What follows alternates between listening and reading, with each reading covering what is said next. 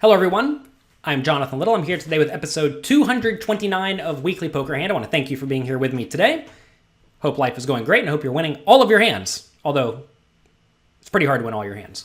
Today we have a hand from a $300 buy-in tournament that took place at Stone's Gambling Hall. We're at the final table. They're still nine-handed. They've been playing nine-handed for an hour, which is pretty tough to do whenever there are a bunch of 10 big blind stacks hanging around. But that's what we're doing today. So let's go ahead and get right to the action. Let's take a look at the chip counts. So in this hand, the two relevant players are going to be Brian, the big stack, with 100 big blinds, and Dirty Donna, second in chips with 50 big blinds. Also, note the rest of the table has a lot of shallow stacks. Norm's also going to be in this hand with 28 big blinds. And there is a 7 big blind stack and a 17 big blind stack hanging around. So in this scenario, Brian is, I believe, in the hijack seat, or the cutoff seat. Dirty Donna, under the gun +2 with Queen 10 offsuit, with, again, remember a 50 big blind stack, elects to raise Queen 10 offsuit. It's not a good hand. Queen 10 offsuit should definitely be folded, especially if Brian, the big stack, is playing a decent amount of hands. He's really going to want to try to play pots in position against the medium stacks, Dirty Donna, right? So if your opponent should be very incentivized to call your raise or re-raise you, then you should just fold out a lot of the junky hands. You can consider opening these hands if everyone at the table is really, really tight, but that is not the case at this table. Also, Donna is raising into multiple shove stacks of 15 or 20 big blinds, and if you get jammed on with Queen 10 offsuit, you have to fold. So this is just not a hand you want to play. You need to fold this pre-flop. So she opens up under the gun +2, gets around to Brian in the hijack seat. He elects to call with ace-3 of clubs. Now, I think calling is fine and reasonable, but you could also consider re-raising. The problem with calling is that you're often not going to be closing the action on the flop because the cutoff and the button both get the opportunity to call, and they often will. Also, now if you get squeezed, if someone decides to re-raise, then you have to fold the ace-3 suited, right? In this scenario, Jamar and the cutoff actually had ace-9 offsuit with a 17 big blind stack. I think this is a pretty sweet spot to go for a shove, especially if we think Donna is opening too wide. I mean, as she is, she's playing Queen 10 offsuit. And if you think Brian is calling quite wide, as he is, he has ace-3 suited. It is worth mentioning Brian has 3-bet a time or two, so it's not like he's playing really nitty or you think his calling range includes hands like aces because he has 3-betting some. So I think Jamar needs to jam this ace-9 offsuit, but he just folds and plays on his phone. Try to not play on your phone. These players are at a streamed final table, as you can see here. However, you really don't want to be on your phone too often. I'm sure they're getting texted people's hands, though. G-Dog elects to call on the button with ace-7 of hearts. We did not see that. It went by so quickly. And this is kind of the same spot as Brian. I think he should definitely consider 3-betting. He could actually jam here. Notice if he shoves and everyone folds, he picks up 70,000 chips. That is a huge increase to his stack. And if he does get called, he still has some equity. So I actually don't hate jamming in this spot with a 30 big blind stack. I don't know if you should even call in this scenario with ace-7 of hearts on the button, but it is close and probably okay. Then small blind folds, and it's on CX in the big blind with Queen 9 offsuit. For 12,000 more, it's probably fine to call. I mentioned in an episode or two ago that you should fold stuff like Queen 5 offsuit here, but Queen 9 offsuit is good enough. CX did this thing where he acted like he was going to call or maybe fold. He acted unsure, and you definitely don't want to act unsure when you actually are unsure. All right, flop comes 9-5-3, 2 spades, 1 heart. So Dirty Donna has Queen high with a backdoor flush draw, backdoor straight draw, 10 high of spade draw. G-Dog has the nut flush, backdoor nut flush draw and overcard, and Brian has bottom pair. So Dirty Donna checks, and on 9-5-3, I think it's fine just to check. I may still be inclined to throw out a bet, though. With the backdoor flush draw and the overcards and a backdoor straight draw, it's probably okay to put out a bet of something like 45,000. If you do that and the opponents have nothing, they're definitely going to fold, and there are a lot of good turn barreling opportunities for you. However, it's also pretty easy for Brian to just raise you immediately or call and then look to apply aggression on later streets. So you do have to be somewhat cautious. But I think if you did open Queen 10 offsuit, it's probably just fine to go ahead and bet, especially given this hand has no showdown value and can't really justify check calling. So now it's on Brian with his bottom pair, and I think he should probably make a bet. When Donna checks, she's probably somewhat capped at something like an pocket eights or worse. So you're not doing great against her check calling range, but she also has lots of various unpaired hands, which you really want to protect against. And G-Dog on the button, he can have lots of stuff too, given he just flatted, lots of various overcards. So I think it is fine to go ahead and bet, and I would bet something like 45 or 50,000 at this point. And that's just because the board is at least a little bit coordinated. If the board was very uncoordinated, like 9-5-3, no flush draw, you should probably bet a little bit smaller. Brian does bet 45K, which I think is fine. Now it's on G-Dog, and I think it's actually close with the backdoor flush draw and overcard and backdoor straight draw if it comes off 8-6 or 6-4. He decides to fold, though, and you certainly can't fault him for folding there. But whenever you are playing against two somewhat aggressive players, like we have Donna, who's playing a lot of pots, and also Brian has been reasonably aggressive, you should at least consider sticking around. But he does fold. Now it's on Donna. 45,000 to win 136 plus her 45. This is just an easy fold, I think, with the overcards and garbage. It's not good to continue with garbage. However, Donna decides to call. She looks back at her cards, thinks it over a little bit more, and then is going to put in the call. And I think this is definitely a mistake. You're out of position against the big stack. This is the one player who can apply aggression to you somewhat relentlessly, which means you're not going to have the opportunity to bluff him. And often, if he does have a hand like, let's say, pocket eights, he's going to check behind on the turn and then call any river bets. So if Donna is going to continue in this spot, I think she needs to check raise to something like 150K. And that will make Brian fold out a lot of his marginal hands and bluffs. Turns a two of hearts, so it doesn't help either player. G-Dog's wishing he was still in the spot now. He would have turned a gut shot and flush draw. And now, notice Donna doesn't really have any great options. If she leads now on the turn, what's really going to happen? Well, Brian's going to call with all of his hands with an ace in it, which should be a decent chunk of his range. And he's certainly not folding a pair. So this is not going to go so well for if she leads. And once she checks, as I think she should, she somehow finds herself here, Brian should probably check behind. He does not, at this point, does not need to protect his hand anymore because he should have gotten a lot of the various overcards to fold. It didn't happen this time, but usually those hands are going to fold.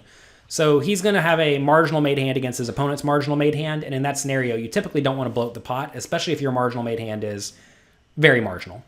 You're often not trying to bluff your opponent off of pocket eights or maybe a nine, like a hand like 9-8 they decided to check because it's just not folding, especially if you have an aggressive dynamic as these players do.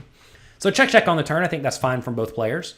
River now is the 3 of diamonds. So Brian makes 3 of a kind, and Dirty Donna has nothing. Well, she needs to bluff. I don't know how many worse hands are in her range, but probably none. Typically in this scenario, when I am designing my river strategy, I often want to have at least 2 bet sizes, one small and one big.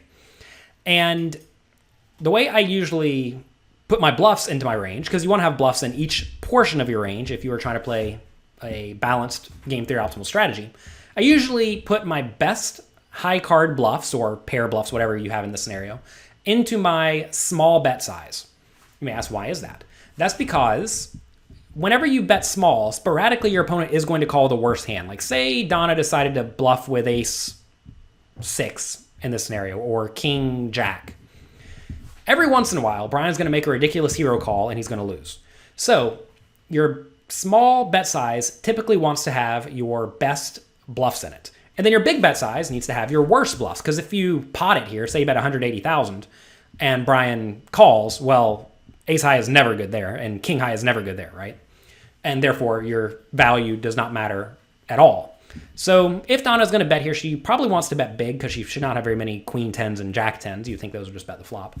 So if she does have queen 10 and jack 10, I think she needs to use a big size. Clearly it's not going to work. Brian's never folding. But she does need to bluff this hand almost certainly. And for that reason, I would use a big size, something like 160K. I think that's the only size that has any chance to get Brian off of a hand like pocket eights. I think if she bets 100K, he's going to call the vast majority of the time. Whenever Donna uses a big size, it polarizes her range to hands like aces, kings, queens that slow played, and then just total air, but it really is hard to have total air at this point. So that's what I would do. I would bet big with this hand, and if I did have a hand like ace 6, that somehow decided to check call the flop, I think that's a hand you want to use with your small bet size. In this scenario, it doesn't matter at all. And in most scenarios, it's not going to matter that often, just because very rarely do the ranges line up perfectly to where you bet small with the ace-6 and your opponent calls with king-queen, right? It just doesn't happen very often, but it does occasionally. So that's what I would do here. Donna does decide to bet, though. It is worth mentioning as well that Donna's range may be all garbage. And if her range is all garbage, like ace high and worse, that's not a good spot for her to be in, is it? Because she really just cannot win this pot unless she assumes Brian's going to be especially weak on the river. And so far, we've seen no reason to think Brian is going to be weak. So she bets 65K. She uses a small sizing, 65 into 180. And like I said, I would have used a 160 size or so. And now Brian has to decide if he should raise or call. And some people may say, well, clearly raise. We have 3 threes. But if Donna bet big here, like say she did bet 160, I actually like just calling, because then Donna is saying essentially, I have a really good hand, or I have nothing. And if you think about the really good hands, that's going to be pocket 9s that slow played, pocket 5s that slow played, and that's about it. That said, I mean, maybe she should still just raise. It's pretty detrimental whenever you raise and you get called in this spot, because what's your opponent really calling your raise with? That said, whenever the board does brick off 2 different flush draws, I guess you should still just raise even if your opponent bets big. Given the stack sizes, if she bet 160 out of 480, she should probably still call with aces, kings, and queens and jacks, I guess, if you shove, given all the draws missed. So you know what? I think he should even shove. I think he should even raise if she bet big. When she bets small, though, I think it's a mandatory raise. Because if you just go through that thought process that I did, you're only losing to pocket 9s and pocket 5s, right? And because of that, that range is just so tiny. Also, think about how the hand played out. It went check, call on the flop, check, check on the turn, and then small bet on the river. In general, when people use small bet sizes, it's usually with some sort of a marginal made value hand, like pocket 8s or 9-8, or maybe even something like ace-king that's making a weird value bet, although that would not be a good value bet. So given Donna's range should be quite weak here, or at least, way weaker than 3 threes, I think Brian needs to go for a reasonable raise. Now, whenever you're trying to figure out how much to raise, you want to ask, what can my opponent realistically call with? And here, how much will pocket 8s call? How much will 9-8 call? How much will pocket 4s call? How much will ace king call? And the answer is not a whole lot, right? So I think if you're going to raise, you want to make it something like 150K over her 65K bet. If you think for some reason she's going to be very calling stationy, then definitely shove all in if she'll call off. But I really doubt she's going to call off in this spot without a pretty good hand. And given the way the hand played out, she probably doesn't have a pretty good hand. So I like a small raise, even though normally you're trying to get full value from your best hands.